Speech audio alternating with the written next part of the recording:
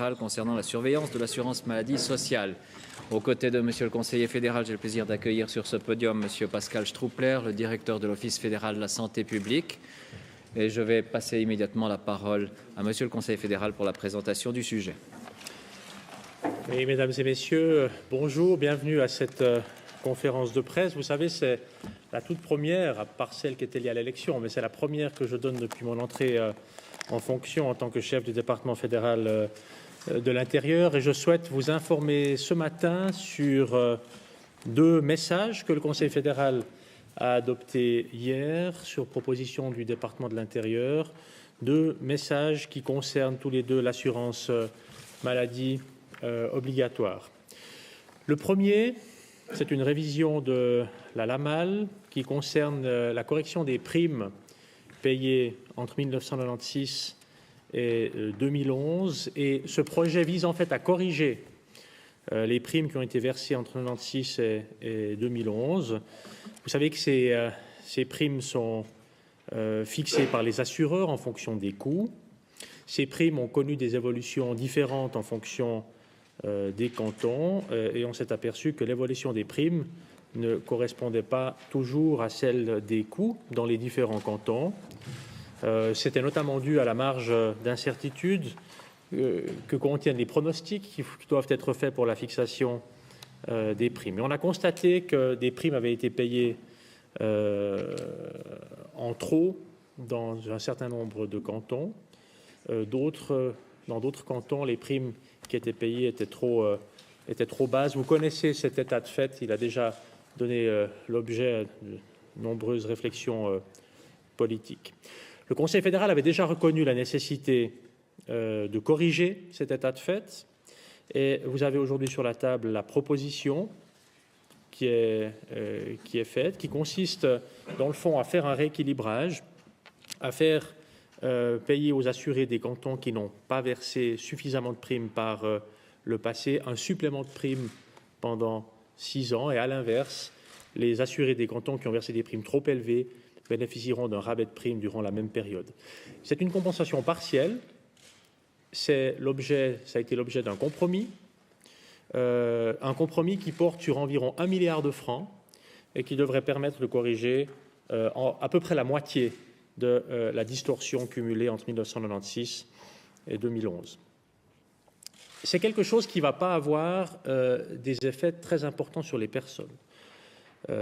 Les assurés, notamment des cantons qui devront financer ce rattrapage, devraient ressentir que peu cet effet correctif dans la mesure où il est plafonné. La correction est plafonnée au maximum à la hauteur de ce que les assurés reçoivent au titre de redistribution des taxes sur le CO2 et des taxes d'incitation sur les composants organiques volatiles. Ça signifie en réalité qu'il n'y a pas d'assurés, y compris dans les cantons où les primes ont été calculées de manière trop basse ces dernières années, il n'y a pas d'assuré qui va payer plus que ce qui serait la prime dans son canton. Simplement, c'est le rabais octroyé avec la taxe sur le CO2 et les taxes d'incitation qui devraient être moins importants ou qui pourraient même s'effacer. Ce projet a été mis en consultation. Il a obtenu le soutien de la conférence suisse des directeurs cantonaux de la santé, y compris de cantons d'ailleurs dans lesquels les assurés devront payer un supplément. Le Conseil fédéral est d'avis, en approuvant ce projet, qu'il s'agit là d'un bon compromis. Il ne s'agit pas d'une restitution qui soit complète, comme je vous l'ai indiqué. Il s'agit dans le fond d'une solution politique qui doit pouvoir trouver une majorité, non seulement au Conseil fédéral, le Conseil fédéral a adopté ce projet, mais qui doit trouver une majorité aussi au Parlement et qui permet de régler le problème du passé de manière équilibrée. Le deuxième projet qui a été adopté hier par le Conseil fédéral, c'est une nouvelle loi, la loi sur la surveillance de l'assurance maladie. Il s'agit pour la Confédération de pouvoir intervenir dans des domaines où son action est actuellement limitée. Il s'agit là de renforcer la transparence des assurances maladie, de renforcer la surveillance sur les assurances maladie. Et il a été décidé de faire ici une loi nouvelle exclusivement consacrée à la surveillance, au renforcement de la surveillance et à l'amélioration de la transparence de l'ensemble du système. Son but principal, dans le fond, c'est de garantir le respect des principes de base de l'assurance maladie sociale. Et avec ce projet de loi, on crée une base légale express qui permet de voir l'avenir et qui va permettre, dans le fond, de pouvoir mieux mettre en œuvre toutes les données, tout ce qui était souhaité au moment de l'entrée en vigueur de la loi fédérale sur l'assurance maladie. Vous savez que dans la loi actuelle, le chapitre consacré aux assureurs et à leur surveillance est un peu ancien. Il n'est plus adapté à ce qui est nécessaire aujourd'hui. Et le Conseil fédéral souhaitait qu'on puisse disposer d'instruments modernes de surveillance pour garantir l'efficacité de cette surveillance sur les assureurs et la transparence des activités des assureurs. Quelques points brièvement sur peut-être les points essentiels de ce projet de loi. Premier point, c'est l'amélioration et la garantie de la sécurité financière des assureurs et du système de l'assurance maladie. Ce projet instaure le système de réserve basé sur les risques, qui permet de calculer précisément et aussi individuellement pour chaque assureur de quel volume de réserve il a besoin. Et avec ça, on sort du système de réserve minimale fixée en % du volume de prime en fonction de l'effectif des assurés, parce que c'est un système qui ne prend pas assez en compte la réalité actuelle des risques. Il y a également dans ce projet le concept de fortune liée qui est institué pour l'assurance maladie de base, comme c'est le cas dans le domaine des assurances privées. Et cette fortune liée doit permettre de rembourser les prestations qui sont déjà octroyées aux assurés, mais qui ne sont pas encore facturées à l'assureur. Deuxième élément important, c'est la modernisation de la gouvernance d'entreprise, un domaine également dans lequel le projet que vous avez sous les yeux propose des modifications importantes en modernisant, en renforçant les exigences concernant l'admission et l'exercice de l'activité d'assureur maladie et puis en adaptant tout cela aux standards les plus récents. Ces règles de gouvernance d'entreprise concernent aussi les personnes qui dirigent les entreprises d'assurance maladie, avec l'interdiction du cumul de fonctions. Bon, ça paraît peut-être une évidence, mais aujourd'hui, c'est une question qui n'était pas réglée. Cumul de fonctions entre président du conseil et directeur, et la possibilité d'édicter donc des règles destinées à prévenir tous les conflits d'intérêts. Il y a aussi des règles sur la publication des systèmes de rémunération, des indemnités, des règles de bonne gouvernance aussi dans ce domaine-là. Troisième domaine que je souhaite citer ici, c'est le renforcement des moyens d'intervention pour l'autorité de surveillance elle-même, avec un système qui est évidemment avant tout préventif. Mais il faut pour que ça marche, il faut naturellement que l'autorité de surveillance ait la possibilité d'agir rapidement quand des problèmes apparaissent, même si possible avant qu'ils apparaissent ou qu'ils soient devenus trop lourds, et de pouvoir contraindre les assureurs à prendre des mesures lorsque c'est nécessaire. Il y a bien sûr aussi tout le volet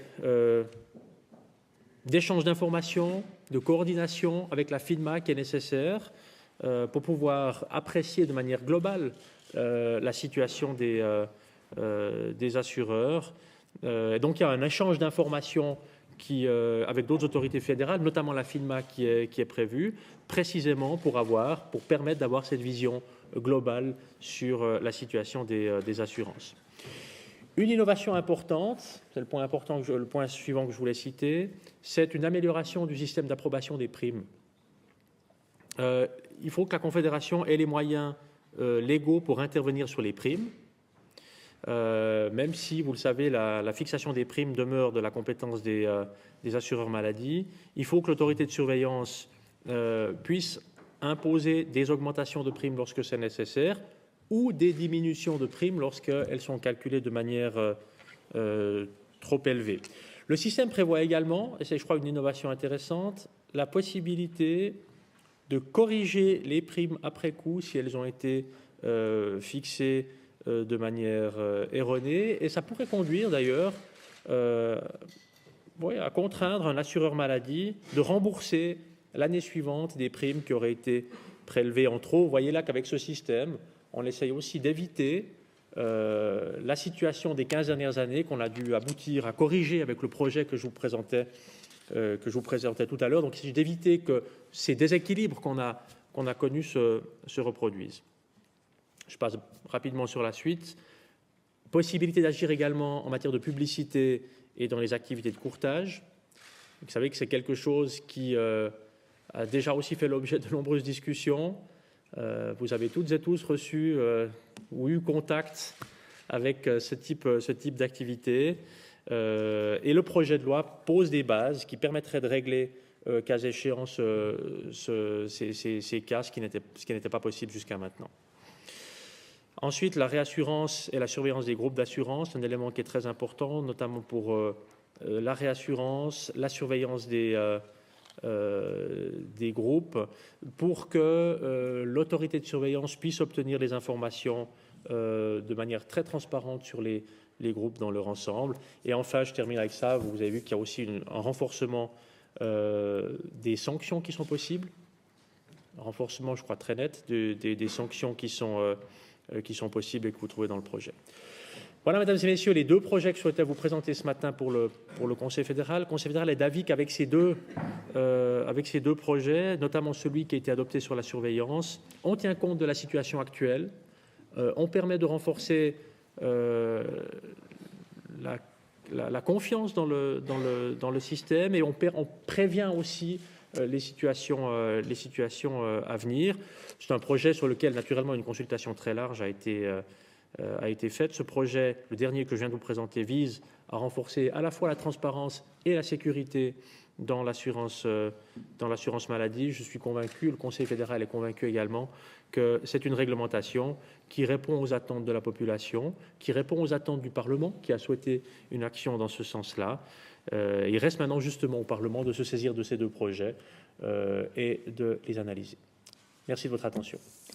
Merci, Monsieur le Conseiller fédéral. Nous pouvons passer à vos questions. À qui puis-je donner la parole? Oui, Madame Lixern.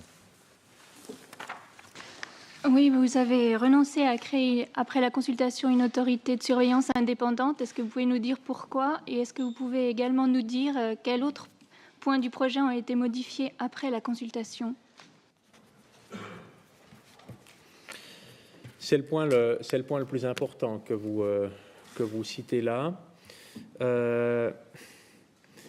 Nous sommes arrivés à la conclusion, suite à la consultation, suite aux réactions dans la consultation et suite à l'analyse aussi de toutes les délibérations qui avaient lieu au Parlement précédemment, que cette création d'une autorité indépendante n'était pas souhaitée, n'était pas majoritaire, et qu'il était important que nous puissions rapidement avancer avec ce projet pour régler toute une série de points que je vous ai mentionnés. Maintenant, il y en a encore d'autres dans le projet, sans forcément vouloir absolument passer des points qui n'étaient pas souhaités, vraiment pas souhaités dans la consultation, et puis surtout qui n'ont pas jusqu'à maintenant passé le cap du Parlement. C'est un débat qui a déjà eu lieu aussi au sein du Parlement. Vous savez qu'il y a eu toute une réflexion dans la loi sur la surveillance des assurances, et puis le Parlement, à ce moment-là, n'a pas souhaité modifier la répartition des compétences qui existaient.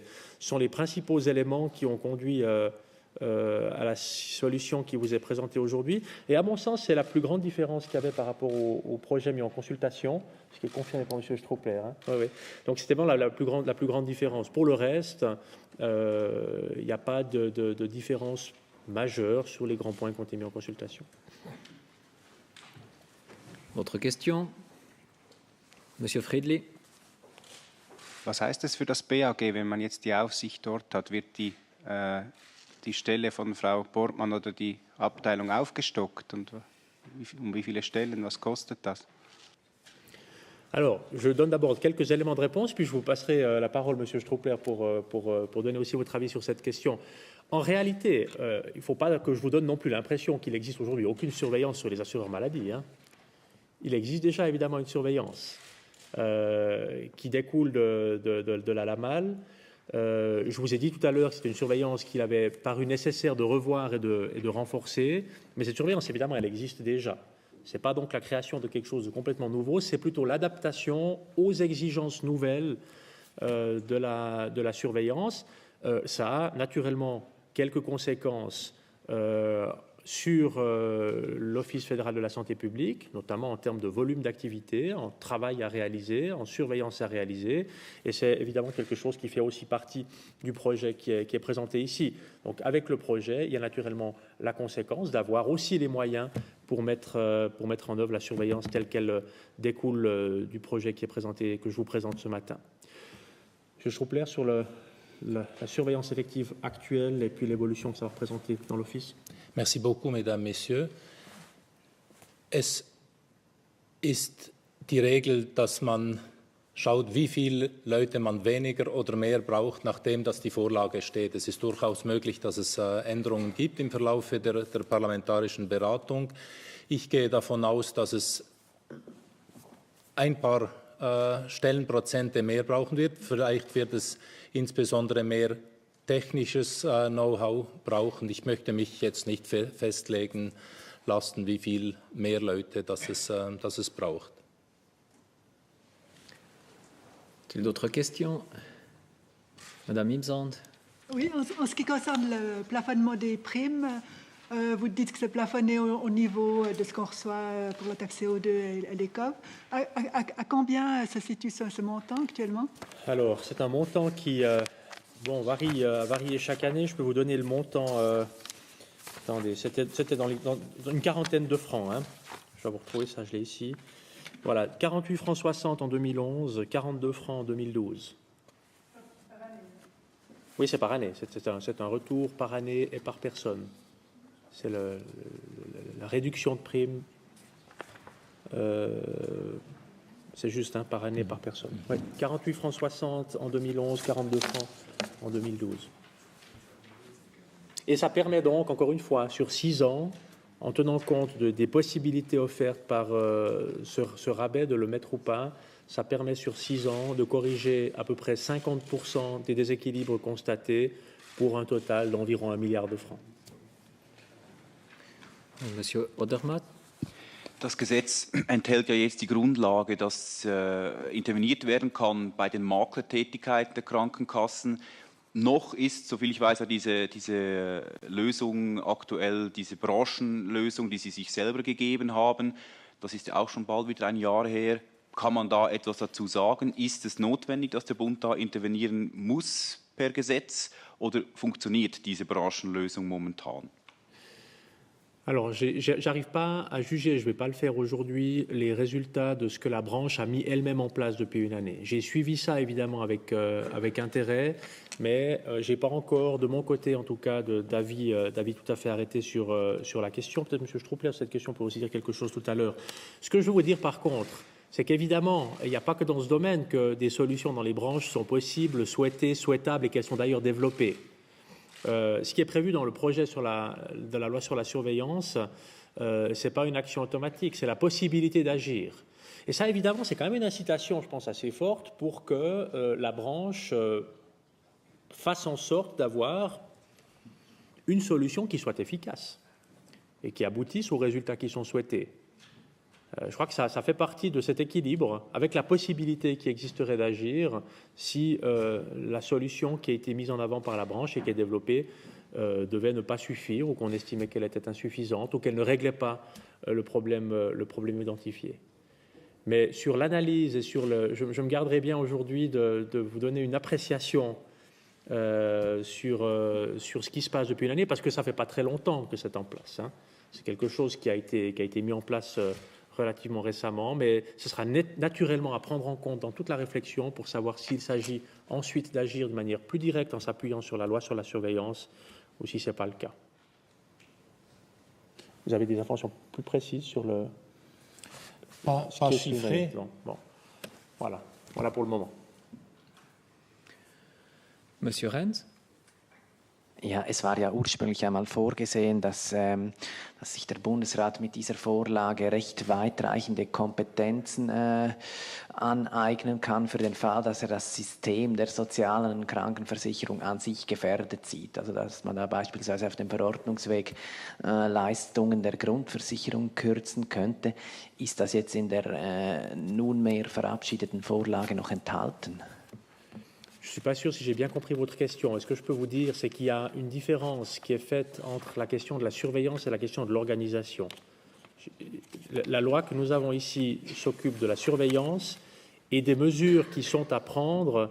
Alors évidemment, il y a des mesures qui peuvent aller ensuite assez loin dans le cas où on constaterait qu'une situation devient difficile pour une assurance. Il y a notamment sur le cas de la fortune liée, le calcul des réserves, des choses qui sont prévues, mais je ne suis pas sûr d'avoir absolument compris votre question. Il n'y a par contre pas de mesures organisationnelles fortes et directes qui sont prévues là. C'est vraiment une loi sur la surveillance et pas a priori sur l'organisation des assureurs maladie. Ist das schon klar? Oui. Was die Leistungen anbelangt, so wurde kein Element hineingenommen in den Gesetzesvorschlag, also Reduktion von Vergütung von Leistungen. Hingegen ist es möglich, die Prämien zu erhöhen oder einen Finanzierungs- oder Sanierungsplan vorzulegen. Autre question, Monsieur Moser. Trägt das Projekt jetzt Ihre Handschrift oder ist das schon von Ihrem Vorgänger aufgegleist worden? C'est un projet qui a été développé, mis en consultation l'année dernière. Quand je suis arrivé, j'ai regardé les résultats de la consultation. Le projet, on m'a transmis un projet qui tenait compte des résultats de la consultation. Et ce que j'ai fait dans ces 6 dernières semaines, c'est de regarder le projet en détail et j'ai effectué encore quelques petites modifications dans le projet, mais globalement, il ressortait de la consultation. Il est nécessaire d'avoir pour ce projet une acceptance qui soit aussi élevée que possible. Le Conseil fédéral en avait déjà discuté à plusieurs reprises, c'est clair, avant la consultation notamment. Donc on peut dire qu'à chaque fois qu'un département change de main, c'est difficile de dire exactement qui a apporté quoi. C'est un travail commun, mais c'est surtout à la fin une proposition du Conseil fédéral. D'autres questions, Madame Ibzan? C'est quand même vous qui avez décidé de renoncer à cette autorité de surveillance indépendante. Je suis arrivé à la conclusion que cette autorité de surveillance indépendante n'était pas souhaitable dans le projet que nous avons là et je n'ai pas souhaité modifier les résultats de la consultation ou ne pas tenir compte des résultats de la consultation sur ce plan. C'est clair, alors que ce soit clair aussi pour M. Moser. J'ai présenté ce projet au Conseil fédéral et j'en assume l'entière responsabilité. D'autres questions? Ça n'est plus le cas, donc je vous propose de conclure ici. Vous pouvez passer aux interviews bilatérales qui, comme c'est la première conférence de presse de Monsieur le Conseiller fédéral Berset, se déroule à l'extérieur. Je rappelle les règles. Vous prenez 3-4 questions, tout d'abord dans la langue maternelle, les radios, et puis ensuite on passe aux télévisions avec toujours premier choix la langue maternelle. Madame Geiser va conduire les débats. Je lui passe tout de suite la parole. Qu'est-ce que tu en penses ? Très bien.